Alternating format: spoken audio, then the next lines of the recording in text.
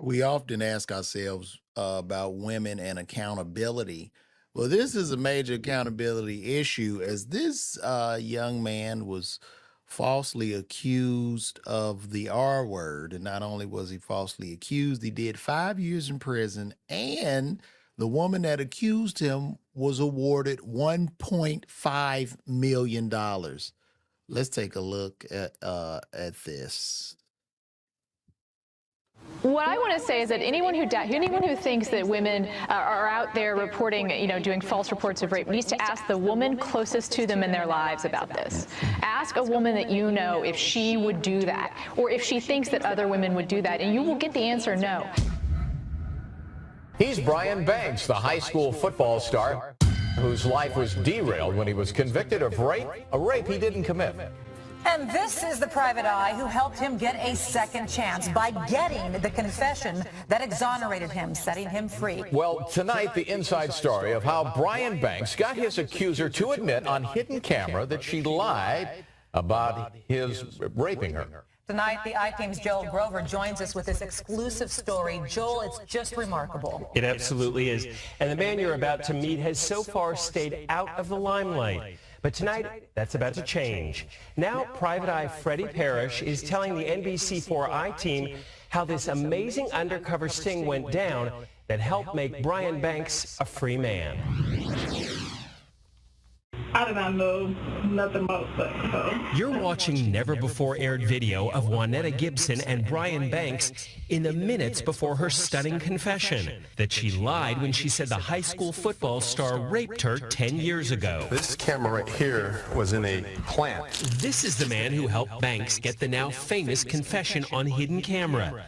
Private investigator Freddie Parrish. There's only one chance to get the goods. I mean, you got to make it right the first time. Parrish's son played football with Brian Banks at Long Beach Polytechnic High in 2002, the time Juanetta Gibson made her false rape accusation.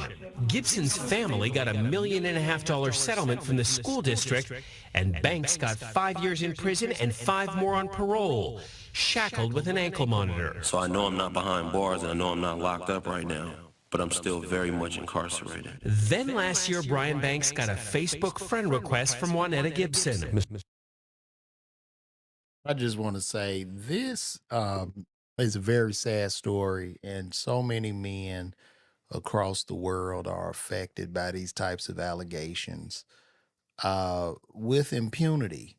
And as a man, these allegations, as a man, you are guilty until proven innocent. And in most court of law, you should be innocent until proven guilty. But with public perception, you're guilty. And most times these women have absolutely no accountability. So let's go.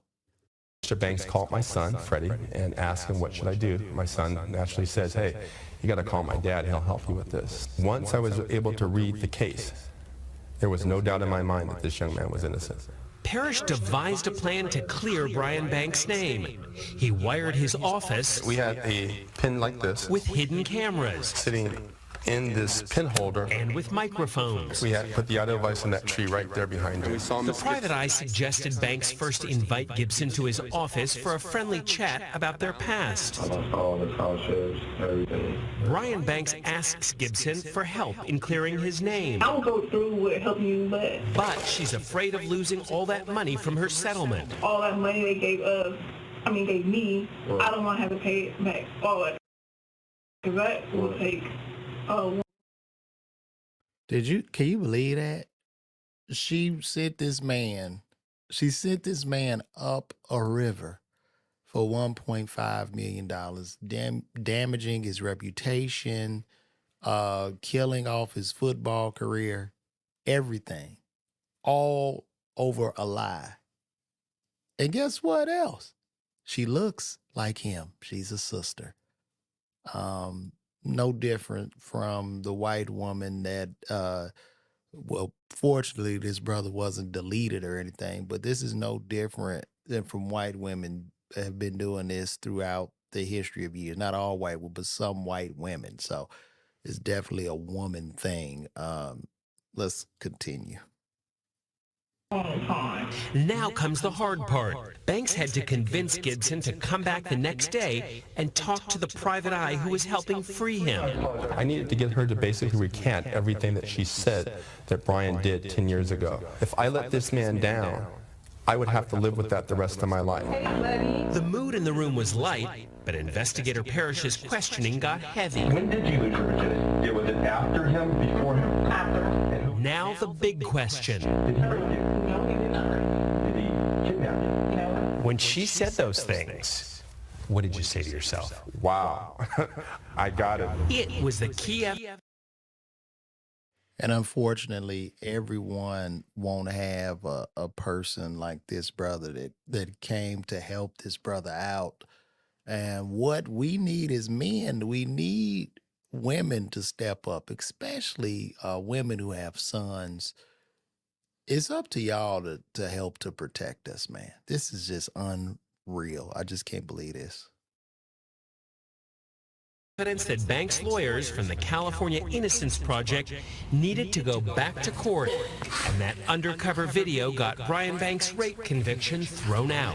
Banks' lawyer, Justin Brooks. Well, the videotape is a slam dunk in the sense that she's recanting her testimony. She's specifically saying that he did not rape her. Parrish has had big celebrity cases and well-known clients, but this assignment had a different kind of payoff. No, I had an opportunity to make a difference in a man's life. And finally, what about Juanetta Gibson, who got all that settlement money after making a false accusation? We asked the DA's office and the school district if they plan to try and recover it. They wouldn't comment.